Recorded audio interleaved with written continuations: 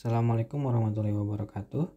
Perkenalkan, saya Muhammad Akmal Nursidik, peserta pelatihan dasar CPNS Angkatan 5, kelompok 2, NDH 26.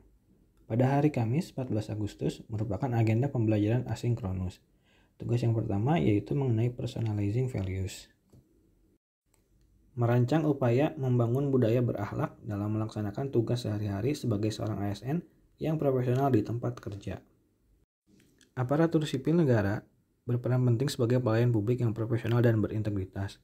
Untuk memperkuat kinerja dan budaya kerja, pemerintah menetapkan core values, berakhlak, berorientasi pelayanan, akuntabel, kompeten, harmonis, loyal, adaptif, dan kolaboratif sebagai pedoman perilaku. Penerapan nilai-nilai ini secara konsisten dalam tugas sehari-hari diharapkan mampu meningkatkan kualitas pelayanan, menjaga integritas, serta membangun budaya kerja yang produktif dan harmonis. Untuk berorientasi pelayanan, untuk perwujudan perilakunya yaitu 1. Melakukan pemantauan rutin, kondisi jalan dan tata ruang tanpa menunggu laporan masyarakat. Yang kedua, memberikan respon cepat dan tepat terhadap penanggulangan kerusakan jalan atau jembatan. Dan yang ketiga, aspirasi masyarakat diakomodasi melalui rapat koordinasi sebelum studi kelayakan jalan atau jembatan dengan melibatkan pemerintah daerah. Lalu akuntabel untuk perwujudan perilaku. Yang pertama, melakukan validasi dan verifikasi usulan bantuan keuangan pemerintah kabupaten kota di bidang bina marga sesuai dengan pedoman dan peraturan yang berlaku.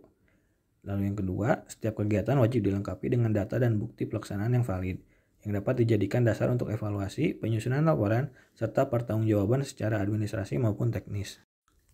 Kompeten untuk perwujudan perilakunya, yang pertama mengikuti pelatihan dan sertifikasi di bidang perencanaan, pembangunan, dan pemeliharaan infrastruktur jalan serta tata ruang.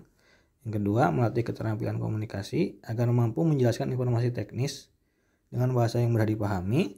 Dan yang ketiga, mengikuti seminar, lokakarya, dan forum ilmiah untuk bertukar pengalaman dengan instansi atau profesional yang lain. Harmonis untuk perwujudan perilakunya yaitu menjaga sikap sopan santun dan saling menghormati antar pegawai, atasan, dan bawahan.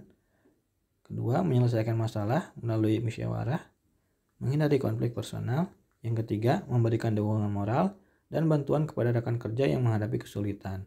Dan yang keempat, mengadakan kegiatan non-formal seperti olahraga bersama. Lalu loyal untuk perwujudan perilakunya. Yang pertama, menghindari ucapan, tindakan, atau unggahan di media sosial yang dapat merugikan citra dinas. Yang kedua, melakukan tugas sesuai peraturan perundang-undangan dan SOP yang berlaku. Yang ketiga, selalu hadir tepat waktu, siap melaksanakan tugas di luar jam kerja bila diperlukan. Dan yang keempat, menunjukkan sikap disiplin, tanggung jawab, dan dedikasi tinggi dalam bekerja. Adaptif untuk perwujudan perilakunya. Yang pertama, memanfaatkan teknologi terbaru, salah satunya Google Drive yang digunakan sebagai penyimpanan digital sehingga dapat diakses bersama oleh seluruh anggota tim.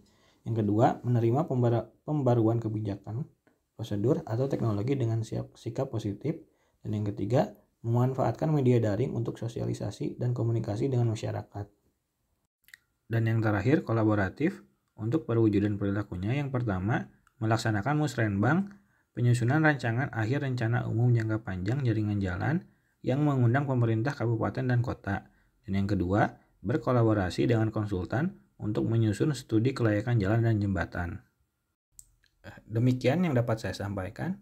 Terima kasih. Wassalamualaikum warahmatullahi wabarakatuh.